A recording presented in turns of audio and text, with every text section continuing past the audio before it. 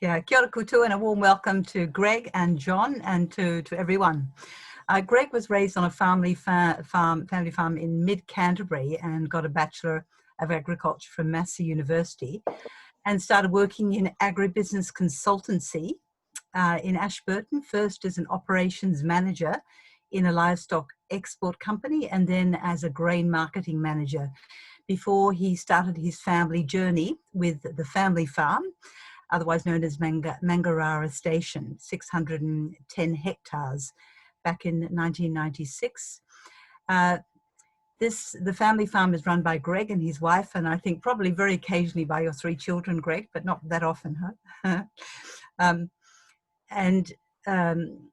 Greg and his wife, Rachel, are currently transitioning their traditional sheep and cattle farm to a farm of the future with regenerative farming systems.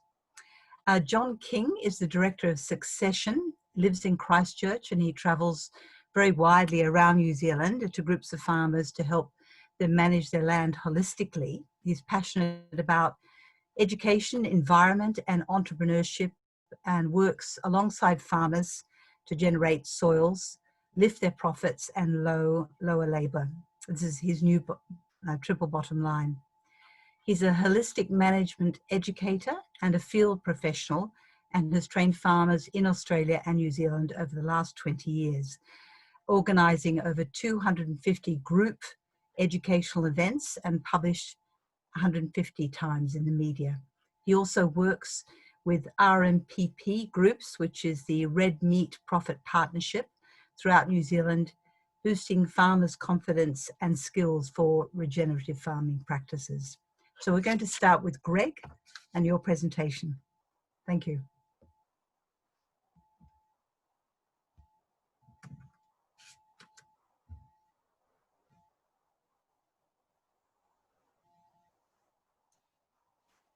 Your host now, Greg, so hopefully you can share your screen and you just need to unmute yourself.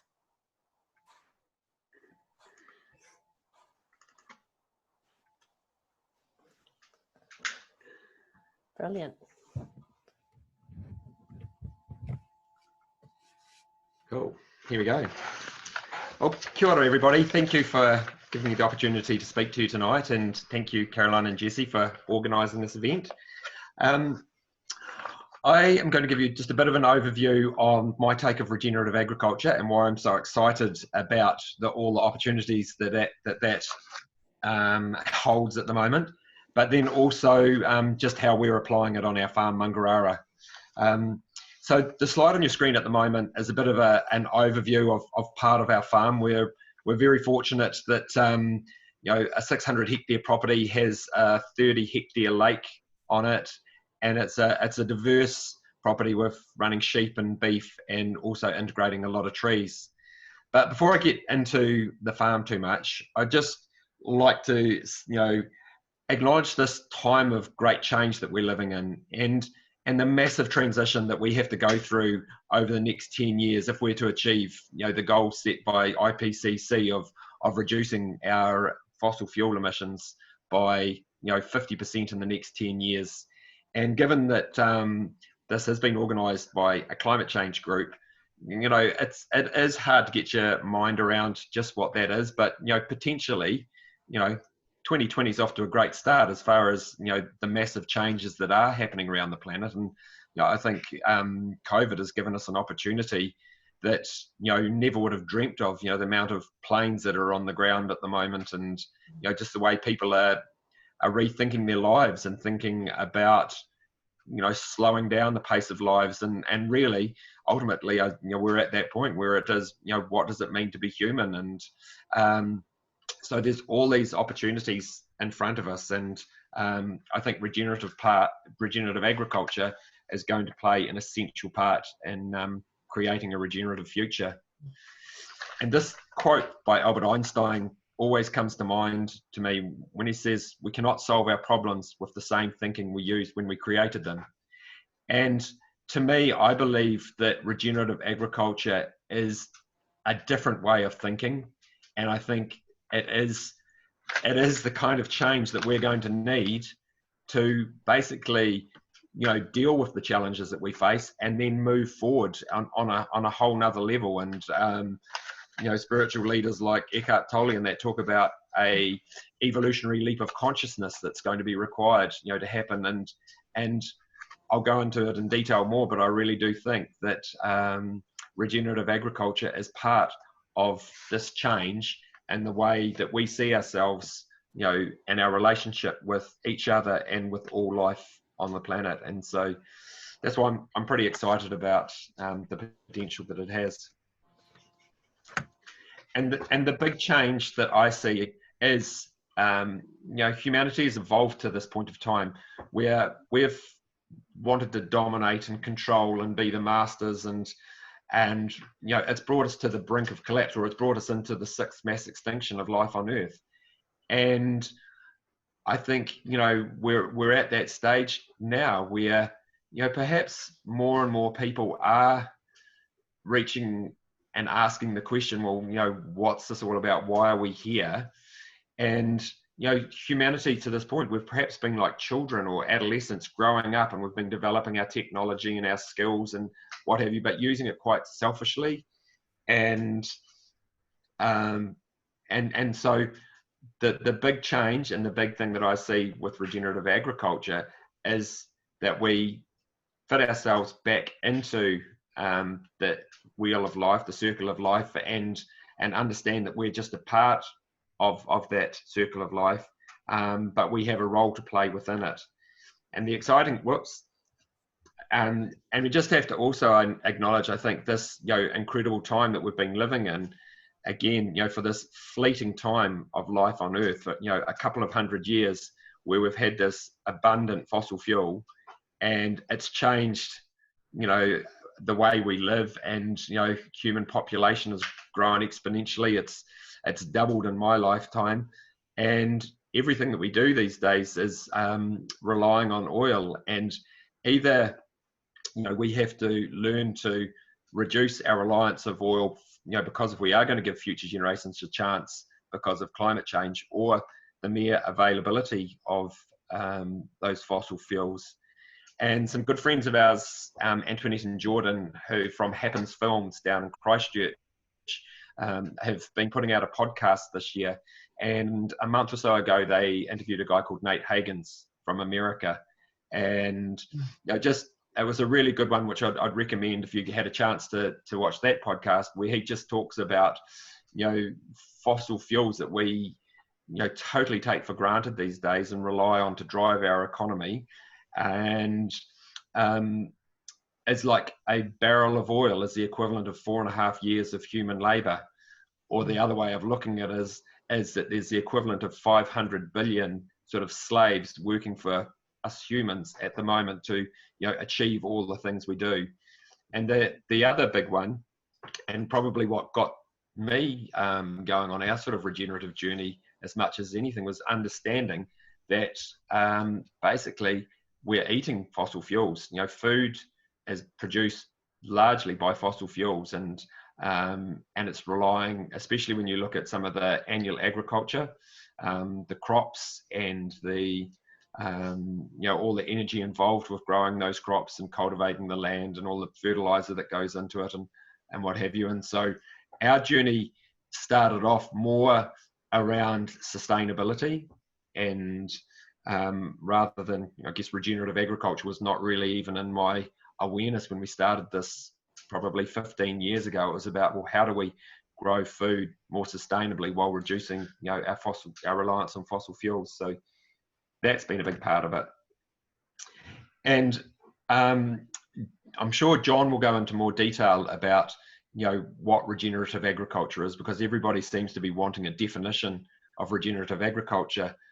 But when I put on the big picture, I see regenerative agriculture as hope, and it also requires a large dose of humility. Again, we're talking about so much of our agriculture is domination and control, and trying to kill what wants to live, and try and keep things alive that want to die. So it's also very holistic, holistic management, which John is has been a tutor of ours, and we've done a holistic management course, and so hopefully perhaps John will touch on that. But we're trying to take into account as much as we can around our environment and our community and our personal lives, and ecosystems and biology, and just trying to understand and understand the consequences of the things we do on as much as possible. And connection is another word that keeps coming into awareness, and that, like permaculture courses and that I've been on, when you distill down the challenges that we face on the planet at the moment, things like climate change and that, I see merely as symptoms, and really it is our loss and lack of connection to life and everything. And so regenerative agriculture is definitely connecting us back into understanding biology and soils and plants and the whole holistic view.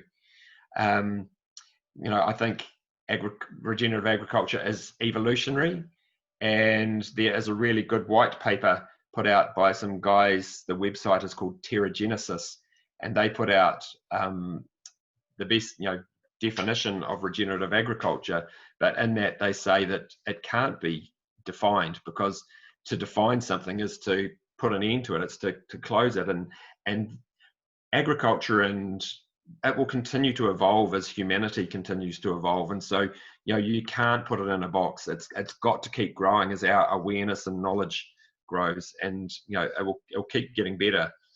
And then it is participatory, because this is something that everybody has a role to play in. The more we can connect to our food and where it comes from and how it's grown. So a good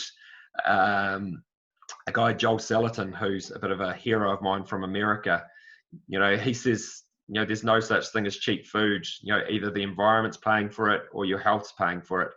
And so everybody needs to get reconnected with their food, know where it's coming from. And if I can use another Joel Salatinism, he talks about our food being our ecological umbilical cord, which connects us to the ecosystems that produce it. And so there is this connection which has been broken. We have lost, and a lot of the crap food that we eat these days and processed and stuff, which is having massive consequences on people's health. This is an opportunity to reconnect with your food and therefore reconnect with life. So just a bit of an overview more on the practicalities of regenerative agriculture, but I probably will leave this more for John to go over. But basically it is about our soils first and foremost. It is increasing biodiversity, improving watersheds. Resilience to climate change and instability is a huge factor, and it's something that's been a real issue for us here in Hawke's Bay over the last year or so with the droughts, but that's been pretty nationwide over recent years. And so resilience has been massive, and our farmers benefited hugely from the way we're managing now, with particularly around our grazing management. Another really big one that is a massive change is just our whole mental state and well-being. And when we change from trying to control and dominate nature to working with it, it's incredibly good for your state of mind and welfare. And there's so many issues these days around mental health and depression, and and it is exceptionally high in farming communities, which is kind of crazy when we're the ones that are out there living this good life on the land, but there's so many people struggling. And everybody that I know of that's involved with regenerative agriculture, it's just a different vibe. There's just so much more positivity and energy, and it's going, lots of opportunities there. I'm going to keep going because I forgot to click my timer. So Jessie, could you give me 5 minutes when I've got about 5 minutes to go? Yeah. I forgot to set my timer. Well, no, you've got another like 10 to 15. You're all good. Cool. Well, that's good. I'll relax a bit then. So there's a whole lot of tools that we use as part of regenerative agriculture. This little slide came from an Australian guy called Darren Doherty, who's got a a website called Regeneratively, which has got a lot of amazing information on it about regenerative agriculture. But just showing that there's knowledge just coming in from all different parts of the world and all different systems. Biological agriculture was one term that we were using a lot 10 years ago, and it's just the awareness of the critical role that biology plays, which I think had largely been overlooked when I was going through university 30 odd years ago. And so just biology is crucial. Holistic management has been a fantastic tool that I've learned through John. Permaculture is really important, and we try to apply those permaculture principles on our farm. Earth care, people care, fair share is something that we try to keep in mind all the time. And the other really exciting thing about regenerative agriculture is the ability that it does have to sequester carbon.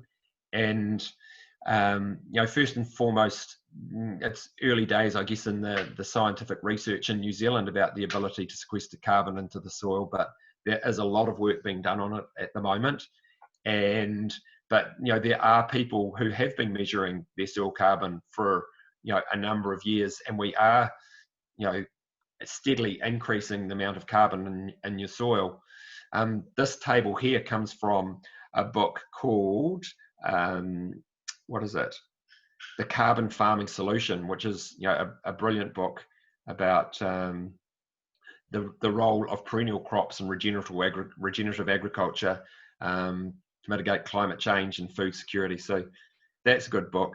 And then while we still are basically we're an animal farm, basically, where most of our income comes from, but we're including trees a lot, because when you see in this slide here that managed grazing can increase soil carbon 0 to 4 tonnes per hectare per year, but then when you start adding trees to those systems, silver pasture and agroforestry, it increases massively.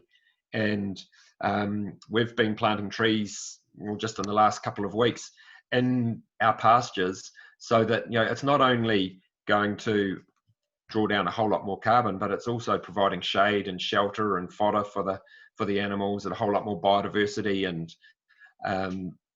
it's just and then also at the moment, while there's a carbon market, there is massive opportunity to increase income by including trees in the landscape. And I think in the future, if New Zealand does want to be providing the best, highest quality protein products to the people in the world that can afford it, then we have to improve our animal welfare standards and the way we look after our animals. And I think shade and shelter is something that we can improve on a lot. So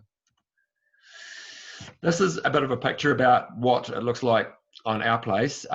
We have gone from a mainly sheep farm to now being mainly cattle. And so we have our cattle in big mobs, and they're shifted daily. And this is holistic grazing management. And so what we're trying to do when we move our animals around our farm is all about they're grazing, but only taking the top third to a half of the plant, trampling on the ground and the grass and pasture onto the ground, and then they're leaving a third. And this system here is with the taller root part, the taller grass is also resulting in longer, deeper roots going into the ground. And it's all about optimizing photosynthesis and taking that sunshine, and through the process of photosynthesis, getting those sugars down into the ground and producing soil like this. And you can see perhaps in this slide the humus. This is like roots going down deeper into the grayer subsoil, and the dark matter that you can see in there is humus, which is been taken down through photosynthesis, and also worms taking topsoil deeper down into the soil profile. And this is how we're growing carbon in our soil. And a figure that Darren Doherty told me a year or so ago was that there's about 5 billion hectares of agricultural land on the planet, and if we could increase the carbon content of those soils by 1.6%, we could take 100 parts per million of carbon out of the atmosphere and put it back into the ground, because this carbon has all come from the soil through not just through fossil fuels, but the way agriculture is done and cultivation and losing forests and changing whole water cycles and carbon cycles, and it's there's so much change, but there is the potential to get it back into the soil, and it's really exciting. And that if we did connect, and this is all about how we grow our food and people choosing food that's grown in this way, that we could mitigate climate change. And the other good thing about that is you're going to be eating healthier food, because this is going to have more nutrients in the soil, resulting in more nutritious plants and therefore the animals that are eating those plants. And the other thing is, as far as resilience to drought and climate change, is that again, it's like a 1% increase in soil carbon will store another 150, 160,000 litres of water per hectare. So you're holding more water and, absorbing more water in big rainfall events. So, it's all in the soil and how we grow our food and how we manage it. There's, so many solutions there. Just, this is a slide from an American farm, White Oak Pastures. And because often again within climate or environmental groups, the big no-no is cows or ruminant animals. And again, it's not the cow, it's the how. And through these holistic grazing management systems, these cattle can be sequestering more carbon than what they're emitting through their methane and through their belching and what have you. And so we're at that time where as humans, so many people are just wanting to do less bad or reduce their footprint, but the reality is that as part of nature and as part of an ecosystem, we have a role to play, and we really need to maximize our impact and maximize our impact for good, and you can do that through all sorts of environmental restoration projects. But what we eat is probably the number one thing that we can do. And when we look at this slide, perhaps you think you might have a Beyond Burger or Impossible Burger, and compared to conventional beef, you're definitely doing less bad. But the reality is, and my understanding is from organisations like 350.org, we actually need to get carbon out of the atmosphere, and the only way we're going to do that is through sequestering it. And so much of that is through pasture land, and grazing animals have a critical role to play, as well as planting trees and reducing our emissions and all those other things. But it can be done. This is another slide of a guy from America called Mark Shepard. He New Forest Farm. He has got a book called Regenerative Agriculture, and one of his sort of points is that any civilization that's relied on annual agriculture has and will collapse. And at the moment, so much of the world is relying on a few staple crops of rice, wheat, corn, soy, and all the energy and it's been said that there's 60 years of harvest left on the planet, the way we're destroying the soils of the planet. But through this project here, he's been showing that he can produce at least as much food per acre as the cornfields that surround him. But of course, the nutrition value of the food that he's producing is so much superior. And then once he's planted his hazelnuts, chestnuts, many layers of production, you don't have to cultivate anymore. All you basically have to do is manage and harvest the crop each year. So this is again where we're trying to go as much as possible by including food crops in our farm. So again, I see real opportunity for nuts as a healthy food that we could be growing more of, rather than relying on annual cereal grains. 5-minute warning there, Greg. What's that? 5 minutes to go. Beauty. Thank you. you. So just a little bit about Mangarara. So Mangarara, we're east of Waipawa and Waipukurau in central Hawke's Bay, a little community called Elsthorpe. And just a little, this is what we're all about. We're committed to producing healthy food, ethical animal husbandry, regenerative land stewardship, building community, the local economy, and providing accommodation, education, and inspiration.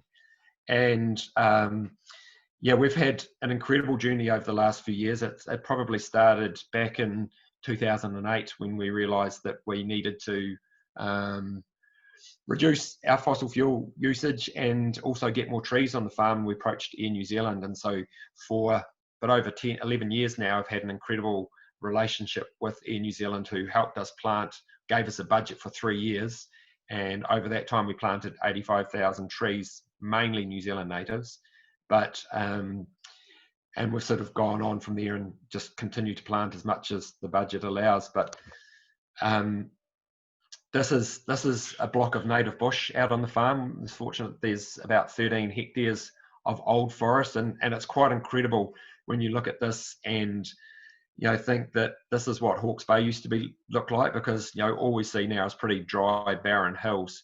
And I just think New Zealand being one of the last countries on the planet to be inhabited by humans, in 1,000 years or less, how we've changed this landscape, and we've gone right to the brink.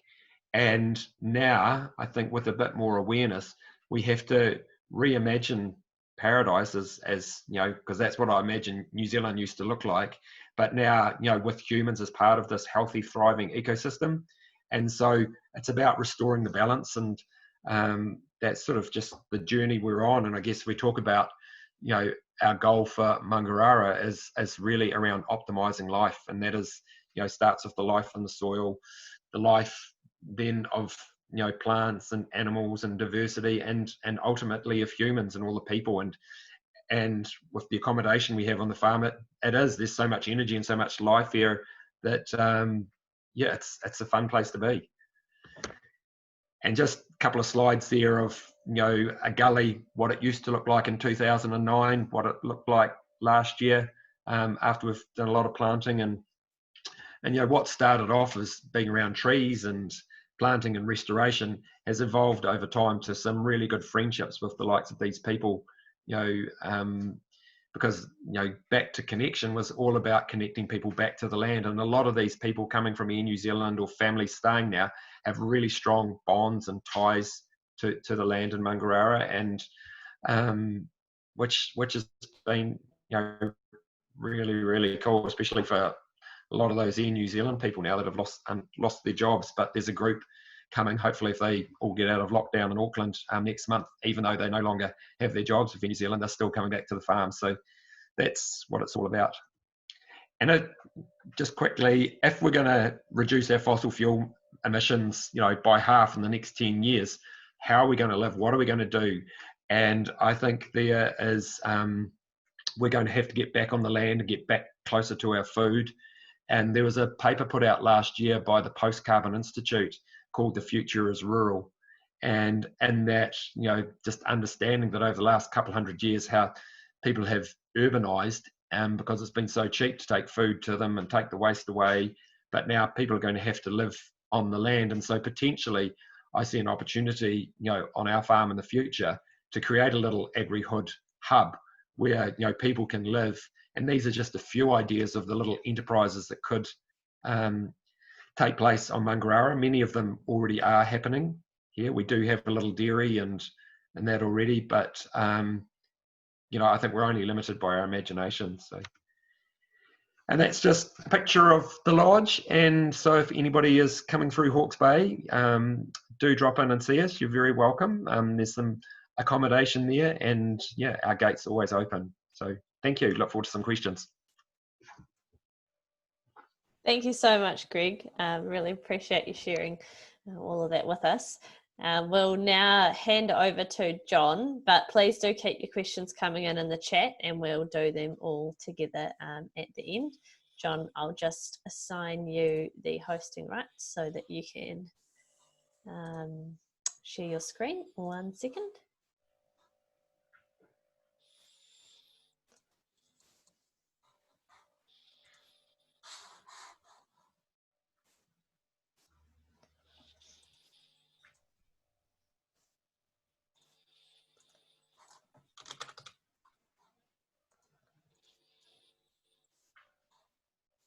There you go, John. All over to you. Great. Well, thanks for that, Jessie. And let me just full screen that. You can see it. Okay, good. So, fantastic. Well, it's always great to hear what Greg's up to, and his story is just so amazing. It's and of course, it like regenerative farming, it just seems to get better and better. So it's great to see. My background's a wee bit different. My real sort of path in the space sort of started with this guy, Alan Savory. I caught up with him, or met up with him firstly about 25 years ago, and what he provided me was a way to see the world quite differently, particularly through what he now calls the context. And so I was studying farmers and how they were making decisions at that time, and so what I saw missing was actually what Savory's decision-making process actually added to the whole process. And so so that really got me thinking, and it certainly got me enthusiastic about the whole picture and how farmers can work with the environment, be profitable, and have happy families. And of course, Alan's work just seems to be getting stronger and more popular, which is fantastic. These days, I'm involved with a whole range of RMPP groups, or Red Meat Profit Partnership, for those of you that don't know what RMPP is. And that's a program that's funded through MPI and the abattoirs, and it gives farmers control over what they want to learn. And and so, as you can see, I work in a variety of different situations, from fire stations and golf clubs to people's homes, and even community halls, that kind of thing. And here you've got farmers sorting out their ideas about what they want to learn. And so all these groups that I work with are curious about regenerative ag. How do we start it? What is it? Can I do it at my place? All those kinds of questions. And so I've been involved with that for 2 years, and so this so really this is where I've been for the last 2 years, is all these different kinds of locations and the various colours of the various groups that I work with. And so all of these properties, and there's probably about 100 there, properties that are involved with regenerative ag ideas, or what you might call regen ag ideas. And so I get the opportunity to go and visit these places and others, and learn about what people are doing, and what they're struggling with as well in terms of their practice. So that's so that's what I've been up to for the last wee while, and it's kept me really quite busy. Of course, people are always looking for this definition. What is regenerative farming? And this definition here is really the low-hanging fruit, I would ask. As you've just heard from Greg, it's quite a complex, greasy pig to get your hands on sort of story. You know what I mean? It's not easy, but the very simple things that we can focus on are exactly what you see in the picture here. And as I point out to people, notice it's the green tractor that doesn't have any seagulls in the background. Okay, so it's not always what we think is right is regenerative ag too. So that can also be a challenge. But really, for a lot of people, and for where a lot of farmers are at, it's largely around soil health, and that seems to be something that is gaining attraction at the moment.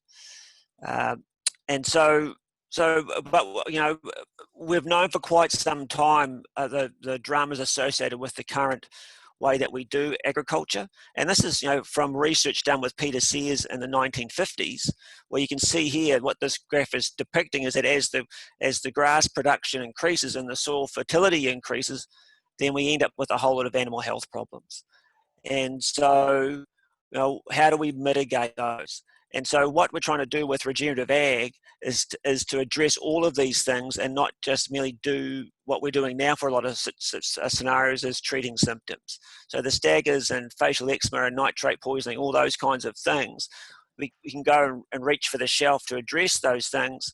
But with regenerative ag, what we're trying to do is we're going, okay, well, what causes those things in the first place?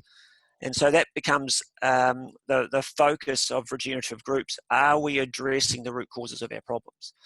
And so that's what drives a lot of the curiosity. And so what are farmers doing differently? Well, primarily, when you look at it in the paddock, a lot of them are just really observing their landscape. Okay, as you can see here, they're looking at the soil or they're looking at the grass. There's not a soil test to be seen. No one's holding a piece of paper and worrying about the magnesium calcium ratio or how much sulfur there is or whatever. Okay, what they're trying to understand is some real basic principles about what makes good farming. And so what we're seeing is this interest in those, what you might call those ecosystem processes, how the land functions, and the relationships between soil, plants, and livestock, essentially. So, and how humans have an impact on that. So that's what we're sort of seeing here in these photographs. So farmers actually literally getting their hands dirty, trying to figure out what's going on, trying to understand what they're looking at when they walk across their soil. And one of the most funniest things is seeing farmers get excited about seeing, the birds and the bees. Suddenly their paddocks become alive with wildlife, and we can talk to them about what the impact means in terms of services for their businesses.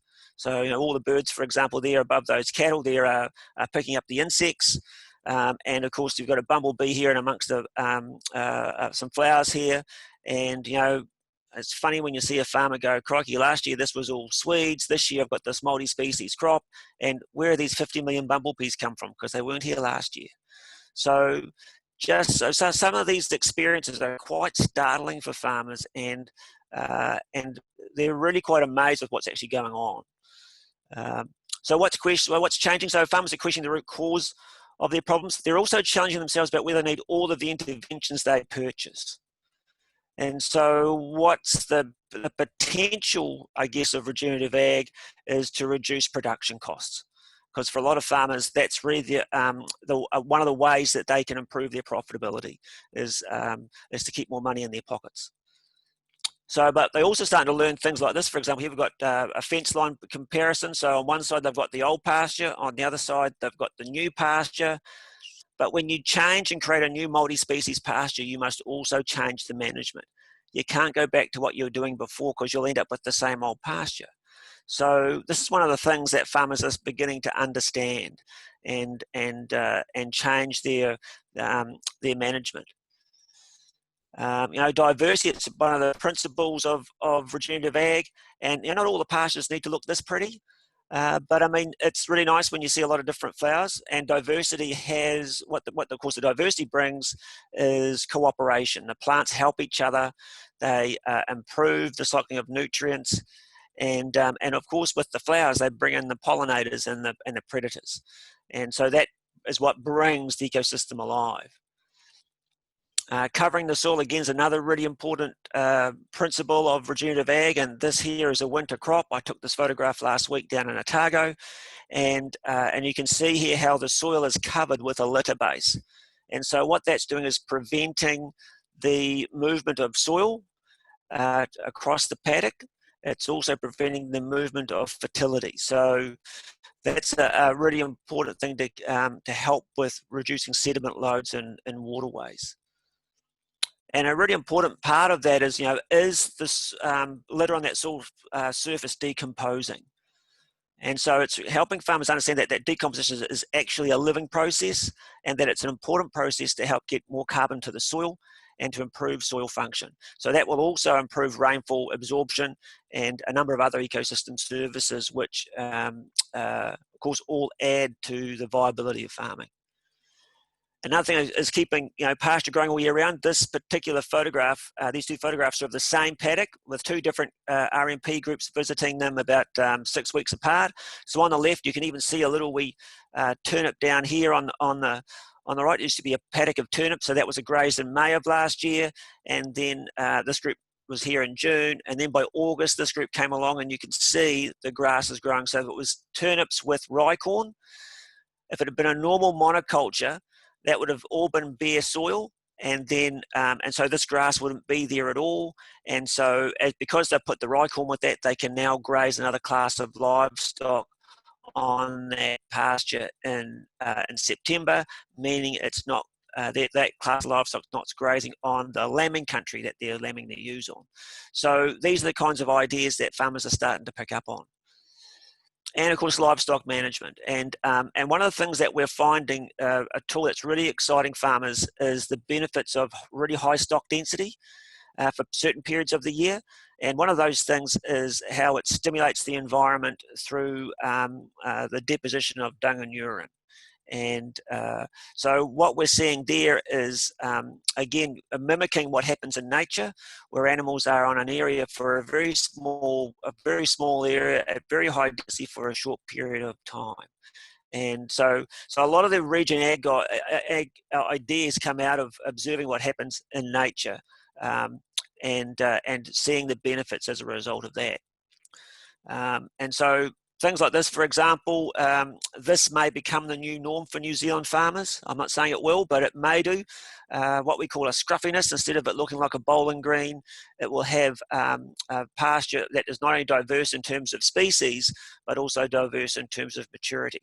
And what might be interesting is that in the future, those tufts may also be where we have ground nesting birds, something that might be of interest considering New Zealand fauna as well.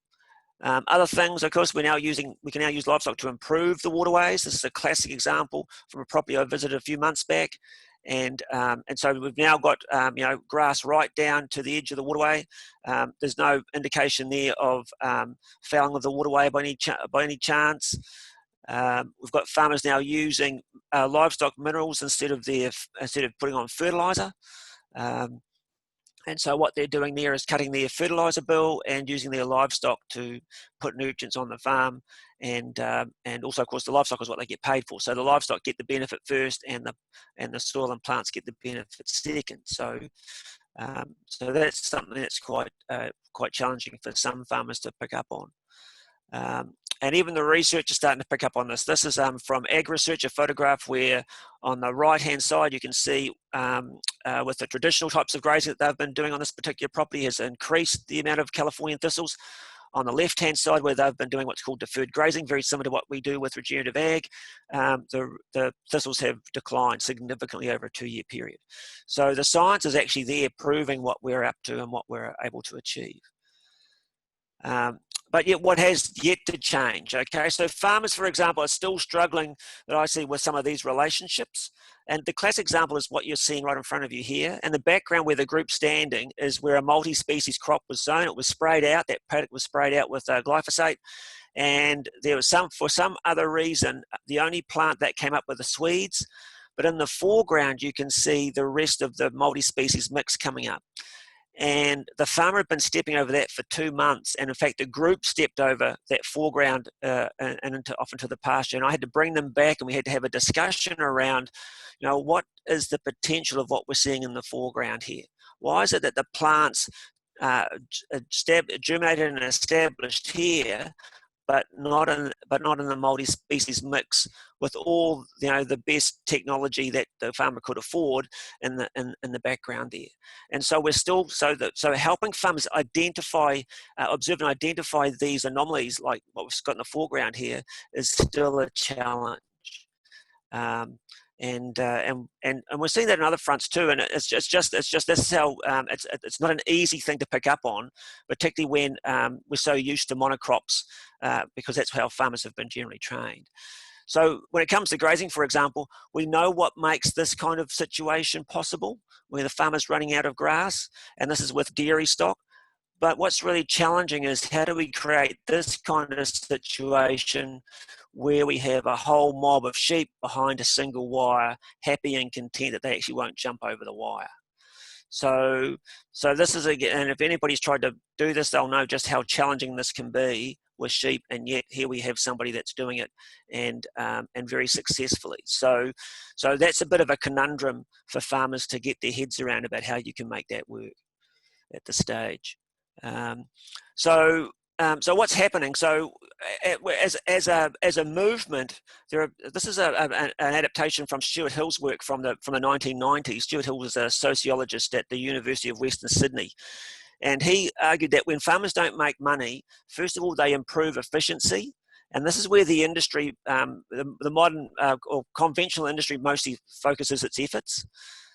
Secondly, if that doesn't work, or they're really efficient, but they're still losing money, then they'll start replacing inputs. And this is primarily what we're seeing with the regen ag movement right now. People are moving from monocultures to polycultures.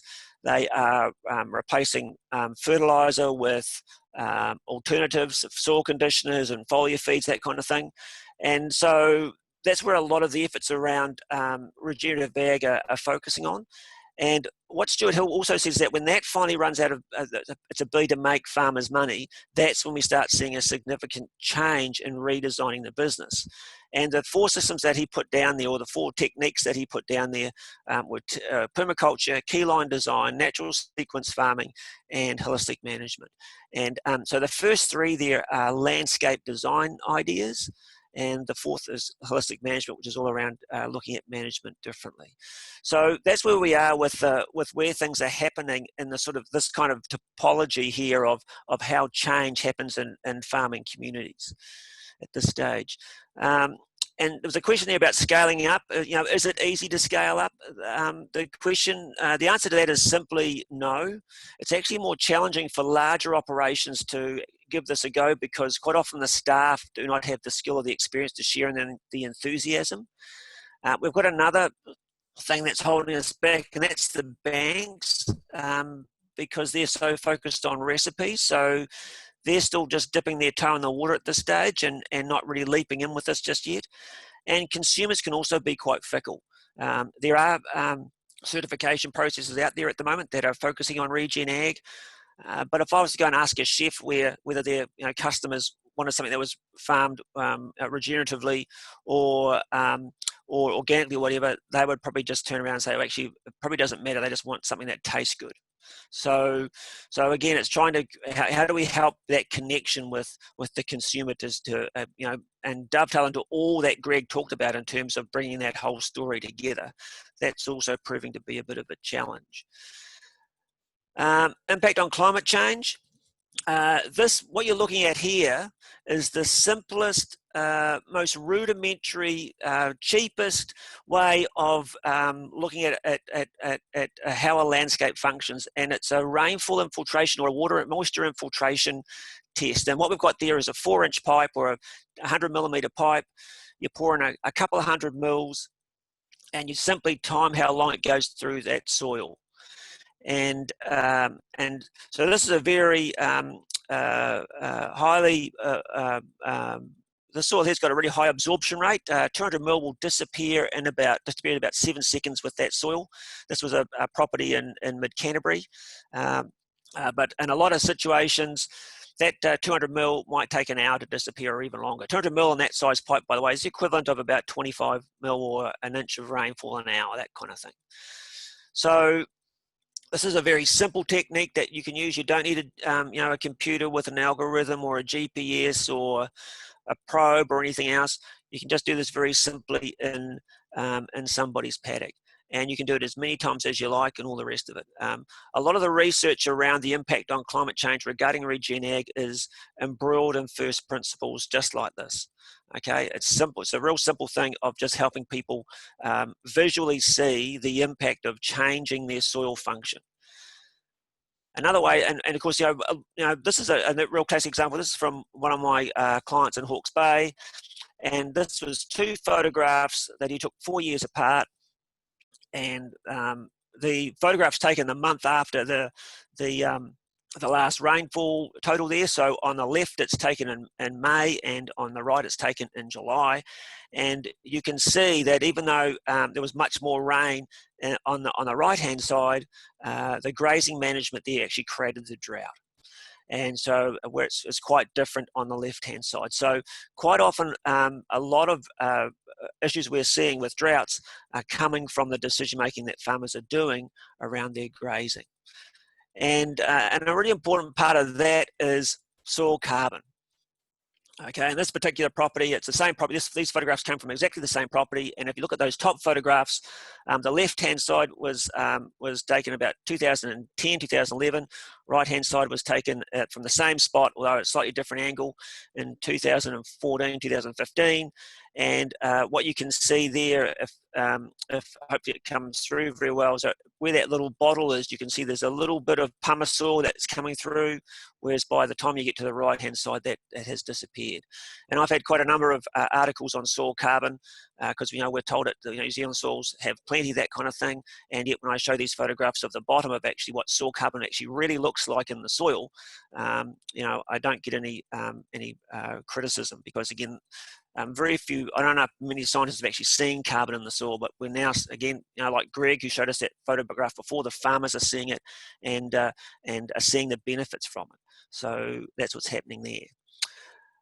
So where's Regen Ag moving to? So some of the things, these are some of the ideas I was playing around with the other day, just with a bit of a brainstorm. And I think one of the things that will change is there'll be a perception of how environmental services create resilience and improve the financial position for the farmer. I think there'll be a greater appreciation of the value of time, energy, and money. Okay, because farmers are going to appreciate their own time more than what they do now. They'll require a bit of a change in financial thinking. There'll be greater awareness and practice around monitoring and corrective action, and this is really key for people to really excel with regenerative ag. It's not management by neglect, which so many commentators in the media seem to be suggesting. Some other ideas too is that farmer self-efficacy. Self-efficacy is your confidence in your ability to achieve your goals. The Australian work is really showing that significantly improves as people gain experience and confidence using ecological processes to build capacity of their landscapes instead of using inputs to focus on efficiency and become basically hooked into a system. And as a result of that, their mental health should also improves with greater feelings of control over their circumstances. Another important thing too is that after a while, also a really important part of regenerative ag is also thinking about the psychology around livestock and having them in the right frame of mind when they're grazing. And that's also becoming now a topic for farmers to explore. And my last slide, just to end with on the future of Regen Ag, and again a bit of sort of more a financial perspective too, is that I think we'll see farmers hopefully targeting a fraction of their business towards services and individuals that will encourage diversity and support of business services. And as I said before, I think the banks at the moment are really struggling to get their head around what Regen Ag is, but over time I think they will recognise the value of ecological services with farm profitability for loan applications and investment.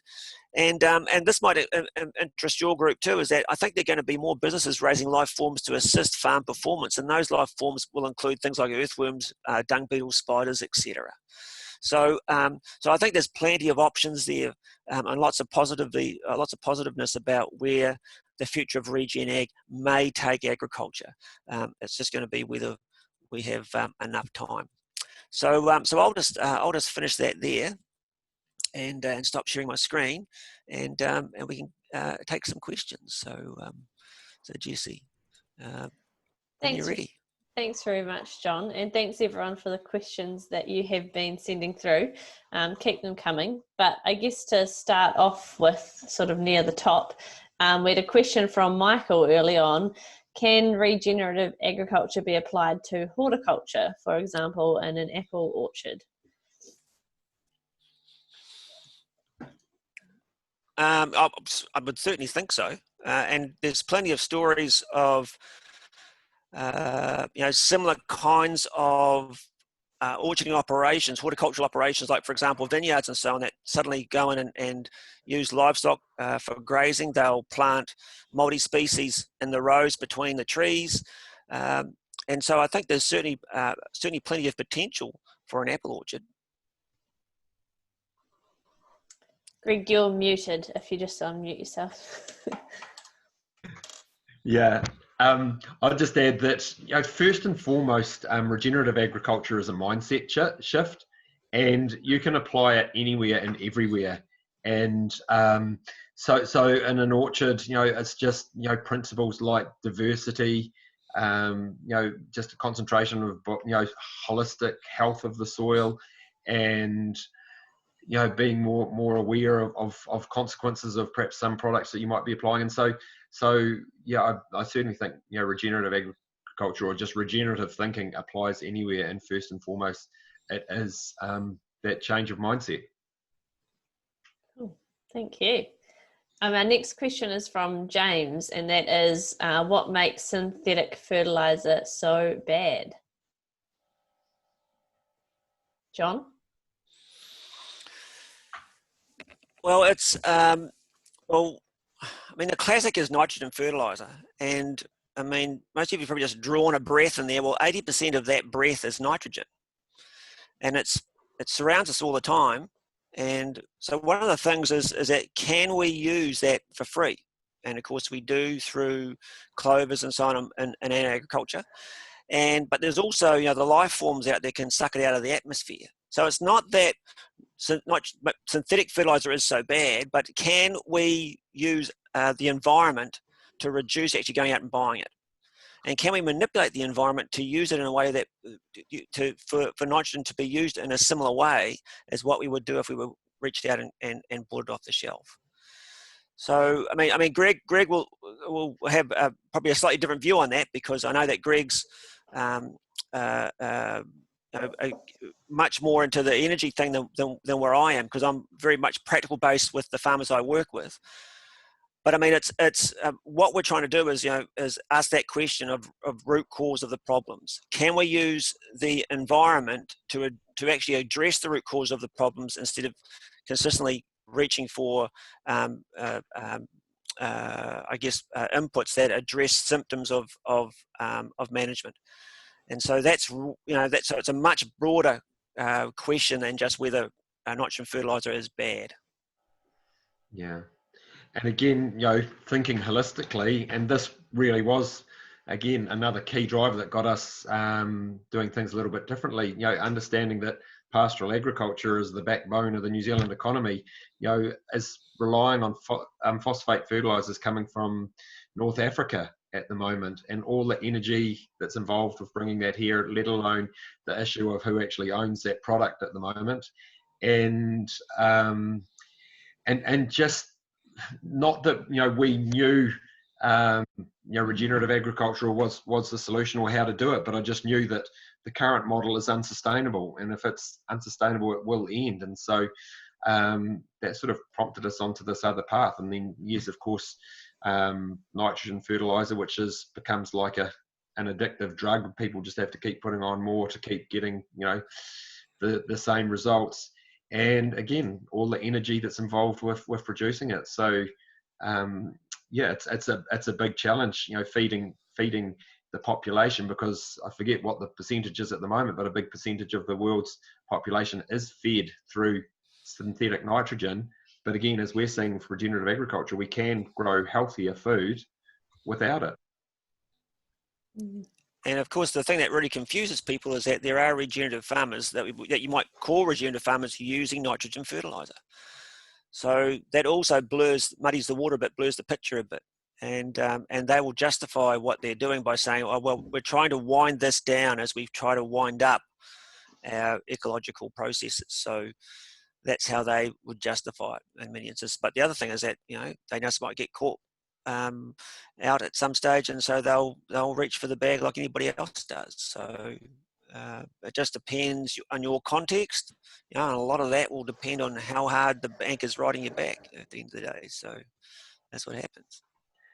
And I see it, John, also that the good thing about regenerative agriculture, as it's termed, and again, we don't want to get hung up on the words or the definition of describing it, but that's kind of where it's settled at the moment, ecological agriculture.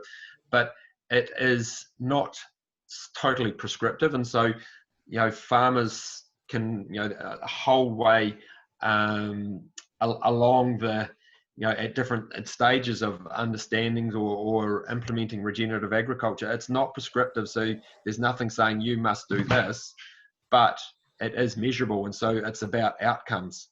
And so we should be able to measure improvements in our soil health and our biodiversity and our water and financial, and so they're about measurable outcomes rather than just a theory. Does that answer your question, James? Cool, thank you.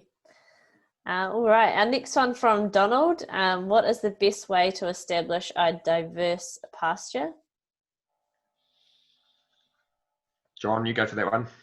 Oh, I'm pretty sure I know who Donald is, and I know he's probably got some of the answers to that already.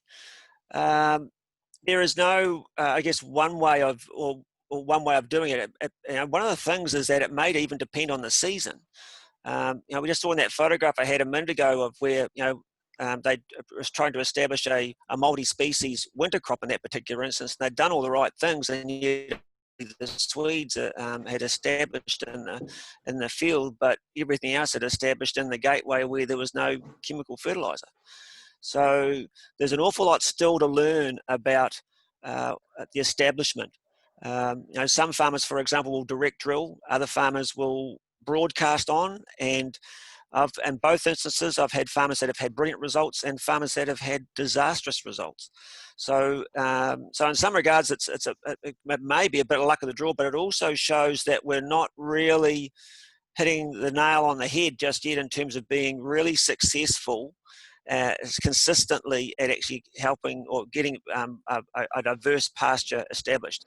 And the frequency of failures versus successes, I just can't tell you.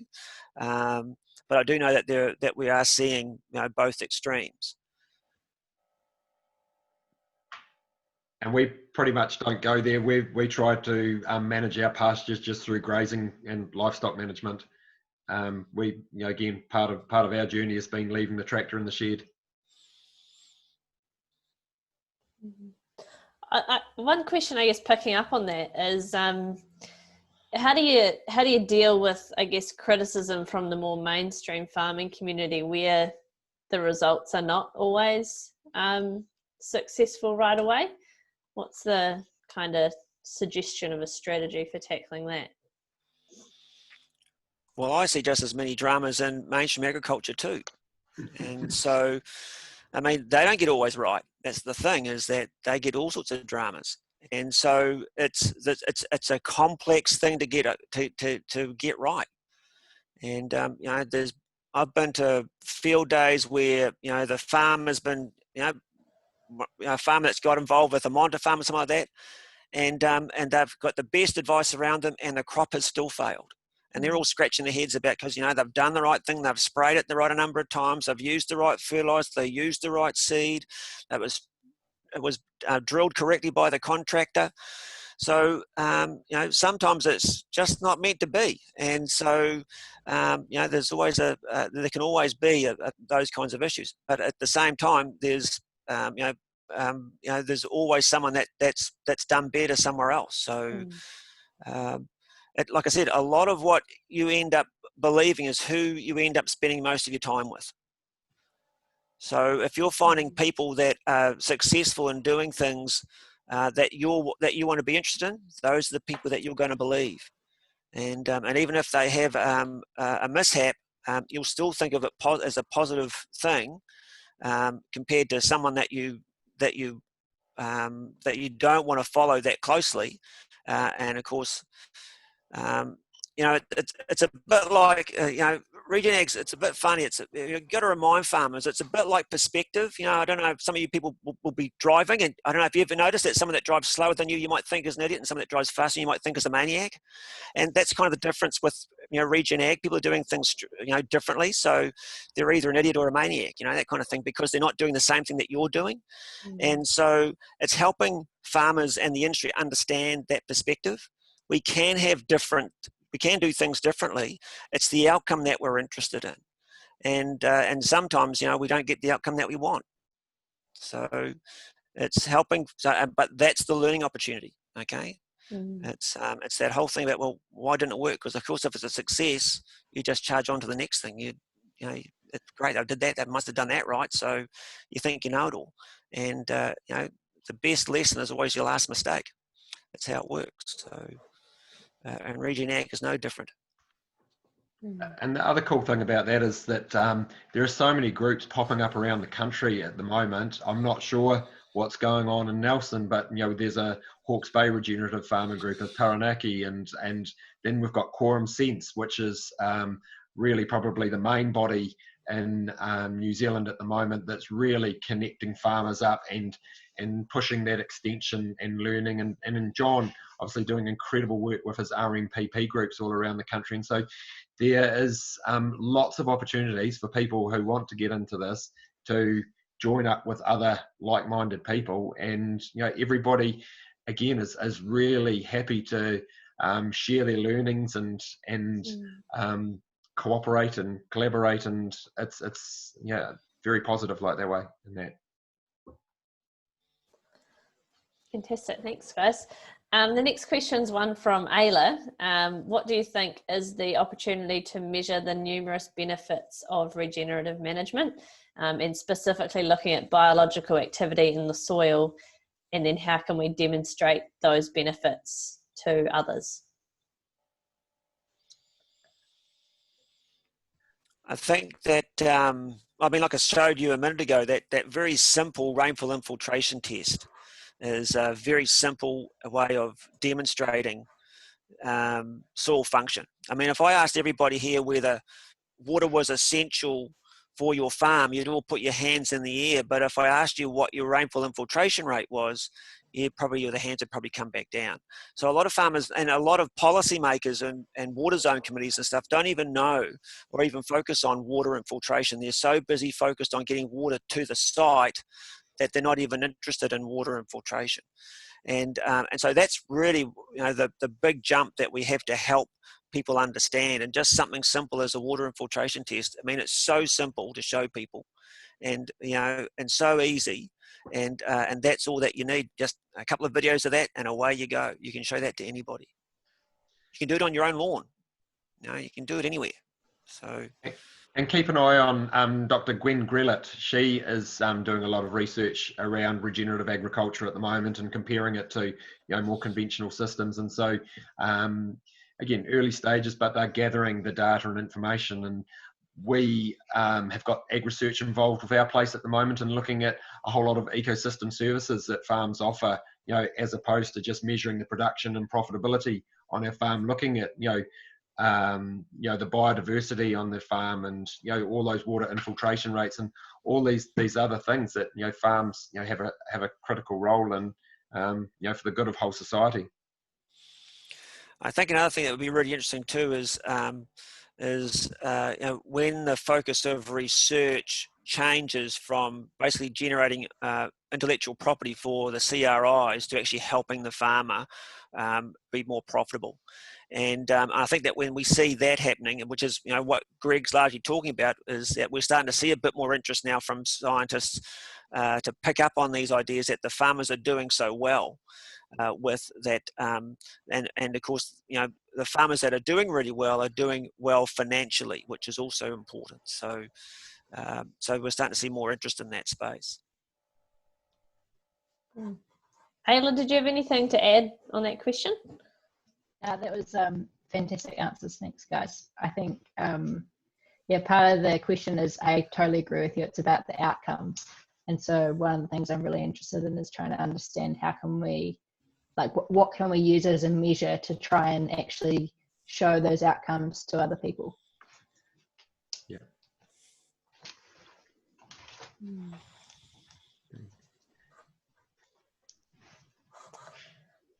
Coming out of that sort of discussion just then, I had a question just around, so you sort of mentioned that a bit of a barrier at the moment is the banks and getting the banks on board to help farmers transition sort of to this more regenerative way of farming. And it's starting to get pretty clear that there are a lot of different values and benefits associated with it, but that don't necessarily have a monetary value on them, like your ecosystem services. Do either of you have any views in what needs to shift in our regulatory framework to not necessarily put a dollar value on those things, but to, kind of have something else in farmers' corners when they do go to the bank to kind of ask for the funding to get this happening? Yeah, I think it's, like even, our government of recent has done, well-being budgets, and we're looking more holistically at what it takes to thrive. And again, there is a lot of work going on at the moment about putting some more measurements and data, because not only around farms, this is, around biodiversity and water quality and, all these issues, which a lot of farmers are seeing as quite threatening at the moment, that are coming around, new water standards, and greenhouse gases is another one. And so those measurements, there are more and more measurements coming in, but through regenerative management, there's some real opportunities there. I think our farm, through sequestering a bit of carbon into our soils, but also, including trees in our landscape, we could easily be 400% carbon positive, sequestering more carbon onto our farm than what we emit. And again, 11 odd million hectares of pastoral land in New Zealand, if we covered, a fair percentage of that, in a silver pasture tree landscape, New Zealand could easily be 200% carbon positive as a country.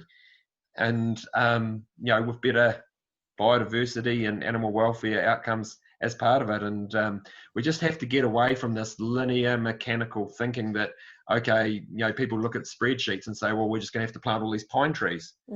And that's just going back to the Einstein quote about using the same thinking that created the problem in the first place. And again, it's this more holistic, integrated systems approach. Yeah. I think that's extremely relevant comments with the current debate going on around forestry versus farming, and kind of acknowledging that actually we can have a little bit of both and they can work together pretty well. And again, as a climate change group, we talk about climate change, but how that's going to impact humans is the future of food and water availability. And so we need to do both. We need to be sequestering carbon while producing healthy food, and and so we can have healthy people on a healthy planet. Absolutely. We've got another question, and this one's from Andy, is specifically for you, Greg. Why is carbon so bad for the environment, is his question. Carbon's not bad. Who said carbon's bad? Carbon is the building block of life. And we can't live without it. We're all carbon. Carbon's not bad. It's just how we're managing, our systems at the moment. It's all good. Yeah, I think if it's the right Andy was with me today, so he knows the secret is to plant trees. Here we are. So all good. We've got a question from Julie, which is, what's in the way of farmers transitioning to regenerative agriculture? John, do you have a quick? Yeah, I mean, it's quite a complex thing. You have to realise, I guess, is that, we all carry baggage from our past life, so to speak, where we got to where we are, and farmers are no different. And for them to suddenly switch like that is a real challenge. And so it takes time. And as Greg says, it's a mind change. You've all heard of the saying, I'll believe it when I see it, but it's actually the other way around. You have to believe it to see it. And so until farmers start understanding differently and seeing things differently, and of course the worst thing we can do is throw facts at people. Facts don't change people. It's the story that changes people. So with my groups all the time, what I'm doing is I'm taking them to visit other farmers so they can hear the story. This is why I changed. These are the things that I was facing, and this is what was putting the pressure on me, and so I changed this, I changed that, and things changed. And as a result, we're now where we are. So there's no point putting a table full of figures in front of farmers. They have to hear the story. They have to go and see somebody. They have to see the context and where that's happening, and then that they can then think it through for themselves. And so what I make sure is that we, all my groups go for what I call a roll on the grass in the afternoon. We go and have some time with another farmer, and we hear their story. We hear why they've changed. And the whole purpose of that is to give the farmers in the group confidence to make a change. and then the challenge begins, because then it's keeping them on that path. So just getting them to change is the easy bit, so to speak. So. A good podcast that I listened to a wee while ago is an Australian guy, Charlie Arnott, who's got a podcast called The Regenerative Journey, and he interviewed a young Australian guy, Corey Hancock, and that he described regenerative agriculture as a journey of self-discovery.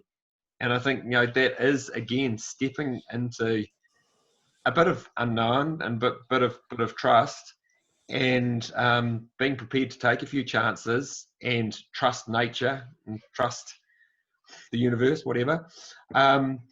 But, and that's what's probably a lot of farmers are struggling with at the moment, is because there is perhaps some stigma around doing things differently to what everybody else is doing. And then it is repeated in the media at the moment. A few of I'll name them, Jacqueline Rowath, Doug Edmeades, a few of the old school scientists of this country that badmouth it, but that's coming from quite a limited linear perspective, and so those are a few of the challenges. But there is a growing wave of support for people that are prepared to take that step. I think it's a great explanation there, Greg. I think it is a journey of discovery in some regard, because we stop learning when we fear failure, and that's really where a lot of that holds people back. People are more concerned about what other people think of them than about where they are financially or that kind of thing. And so that's what a lot of peer pressure is what holds farmers back. Farmers, it's quite interesting. Farmers are consider themselves to be incredibly independent, but they're really quite a social animal, and they want to be able to go and have a beer with their mates at the pub on a Friday night without being called mung bean. So that's where it is for a lot of them. And so again, it's really important to put them in front of other farmers that are able to be vulnerable enough to express their story and how they changed. And from there, that farmers aren't the horse riding, whiskey swilling, dog beating kind of people that you might think they are. They are actually people that want to change, and they're looking for other farmers to help them get on that journey. And so that's why visiting other farmers is so important. That's a really great point. And picking up on that is another question that we've had come in, which is how can we support the regenerative ag movement to help it become more mainstream? Perhaps through sharing stories that you're collating, John, or other means. Oh, most definitely. And there was I don't know if any of you watched Country Calendar last night. That was a fantastic story. So again, it's promoting those kinds of events that you come across, and there's been quite a few stories this year online on TV about farmers that have pushed the envelope. Greg himself's been on TV at least once, so I mean there are these great stories, and if nothing else, just send someone a Facebook message or a text if you have their phone number, so that you recognise that they're doing something, and because I mean. One of Greg's great mentors, Joel Salatin, says, the world is starved of appreciation, and farmers are in that space right now. They feel they're being, targeted from all sides, and for the consumer or to turn around and say, "Hey, look, we value what you're doing," is provides a great relief for farmers to hear that. So make that opportunity if you get the opportunity. Yeah. Vote with your wallets where you can, with your dollars, and yes, it's where possible, know where your food's coming from and support those people that are looking after the land and producing food the way you like to see it done. We've got a slightly technical question here. Could you explain taller pasture as opposed to rank seeded pasture and keeping pasture vegetative, as it's a common misconception that regenerative means grass always going too far? That's from Michael. Thank you, Michael. I'll actually be with Michael tomorrow, so I'm sure we're going to have a conversation about this tomorrow as well. So So yeah, so that taller pasture. One of the things that we're helping farmers understand is that pasture height isn't necessarily the thing to focus on. It's the form of the plant. So when a plant is grazed, for example, it has square tips like this. Okay, when it's not, the tips are all pointed. Okay. And so one of the things that we're trying to help farmers understand is that when the animals go into the paddock, all the tips of the grass plant should be pointed. There should be none that are sheared off like that to prevent the overgrazing. So another really important point as well is the nature of the grasses that they're grazing, because there are tufted grasses and there are turf grasses.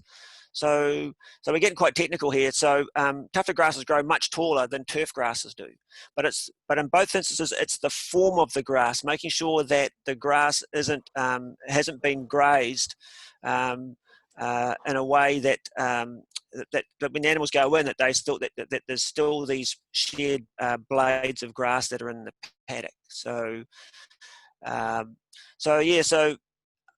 I probably danced around that quite a bit. Maybe Michael would like to unmute himself and we can have a conversation about it with yourself there, Michael. Yeah, hi John. Hi everyone. So Michael, just run through your question again. Yeah, so it's a common thing that comes up talking about regenerative agriculture, and people just think you let your pasture just go to seed and you try to trample everything, which is more of a tool than the general, what everyone's trying to achieve is different. But I was just wanting to squash that rumor. Okay, so how do you get around on your place? Well, I just make sure I've got, as soon as the plant's recovered, like you said, with a pointed tip, and that's when I'm coming back in. But I'm not letting everything go to seed unless I've actually deferred a part of the farm to sort of rest to do that on purpose. But yeah, I just think the misconception of grazing rank pasture is holding a lot of people back. Yeah, and what you might say there, Michael, is that there's the perception that this rank, the way that regenerative grazing works is that it's management by neglect, and that's actually not the case. What you're pointing out there is that there's a specific moment that you're trying to target to have your animals in the pasture where the leaves are fully formed, but the plant is not just going to seed just yet. And getting that right is it takes quite a bit of talent, as you found out yourself. So that's where I think that's what you're trying to get to. Is that right?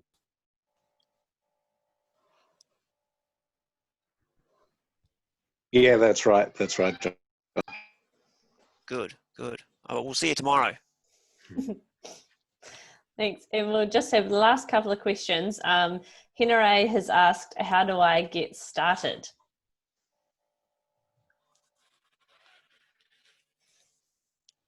Cool. Well, Larry, feel free to give us a call, have a chat, and obviously just to understand, your context and what you got going on. So yeah, I'm happy to speak with you, and I'm sure lots of other people in the area. The Hawke's Bay Regenerative Ag group has field days, but yeah, just reach out, and I'm sure there's plenty of help. I think what we'll do after this is we'll send around an email to everyone who's registered tonight. Are you okay with us sharing your slides, Greg and John, with the group? Yeah, we can do that. So yep, all good. And then we'll send through links to those various regenerative ag groups around the country. So anyone who wants to link up with someone in their area can see how to do that. Well, Jesse, you'll also have the recording as well, so people can have a look at that too. So yeah. Absolutely. Yep. Absolutely. And then one final question before we wrap up. Is transition to regen costly in terms of labour and time in particular? It's from Carolyn. What was your experience, Greg? No, it's just learning. Probably a few mistakes along the way can be quite expensive, but it's just the amount of learning and your commitment to it, and but it's not expensive because the way we've done it is actually reducing our input, so it reduces our costs, and then it's just it's just knowledge and experience of how to apply the principles. I was thinking of the experience, for instance, people of farmers who are transiting or have transited to organic agriculture, and them having infestations and all those costs that actually build up, and they haven't yet transited out and they haven't transited in, but they're in a difficult situation for a couple of seasons. Is that applied? I think, regenerative agriculture gives farmers much more flexibility than what they would in an organic certification situation, because if you do end up with a problem, you can just go to the buy something off the shelf. The things that people are really spending money on are either quite short-term things like cover crops and quite diverse pastures, which they see primarily as an experiment. I don't think they see that as a long-term activity unless there might be a cropping farmer, for example. The other thing is fencing and stock water. So that's an infrastructural cost. So farmers will put that into their budget and work that in over time. But again, it comes down to the farmer. Some farmers say, "Oh, Rocky, I don't want to piddle around with 2 or 3 hectares. I'll just put in 100 and see if it works." It just depends on the risk profile of the farmer themselves, their attitude about things to what they end up doing. And if you go and ask any accountant if there's about farmers' books, they will have seen the whole lot, from those that are so busy developing that their books are in the red to those that haven't done a thing and their books are blue all the way through. So it just depends on the farmer and what their attitude is to risk and learning, I guess. So yeah.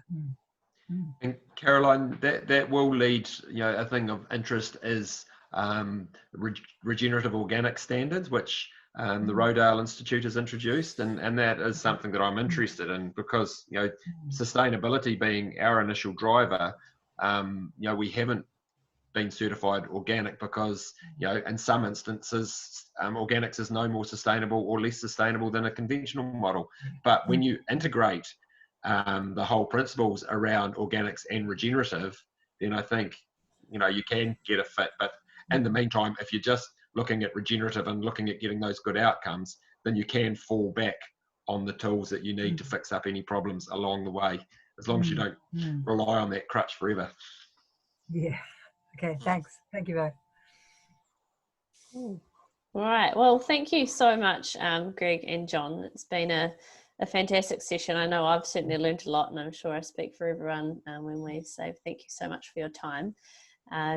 As I said, we'll follow up with an email just to share the slides from today, and the recording will be put up on the forum's YouTube channel, so we can share that as well. Feel free to share it far and wide with all of your networks, because I think one of the key things that I've got out of this is that the more that we share this sort of knowledge and information, the more that this can become mainstream and something that people feel a bit more comfortable to talk about and give a go, which is sort of what we need. So Carolyn, did you have any final concluding remarks? No, I just wanted to thank you both for all the time that you put into this, and also answered so many questions that we had really with great clarity, and I found a lot of what you said very inspiring too.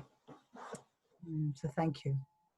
Oh, thank you, Caroline and Jesse, and and thank you everybody for rolling up tonight. I know there's lots of other things you could be doing on a Monday night, but I appreciate you being here, and it's been fantastic, and it's always great to be involved with Greg. So he's one of the heroes in the country, and certainly inspiring, and he's one of the people that keeps me going as well. I get a phone call from him every now and then, and you just bounce after you've had a phone call from Greg. It's just incredible, the energy that he brings out. So yeah, it's fantastic. And I thank you, everybody. Yeah, thank you. Yeah, thanks, John. Thanks, everybody, and good luck with all your journeys and learnings. And I'm happy to be contactable and have a chat with anyone personally too. So mangarara.co.nz is our website, and our phone number and everything's on there. So good luck, everybody. And it's an exciting journey, and it's one that we have to take. There's kind of no other option. Okay. Thanks so much, everyone. Have a good evening and stay well. Yeah. Cool. Thank you. Bye, Bye. everyone. Bye. Bye. Bye.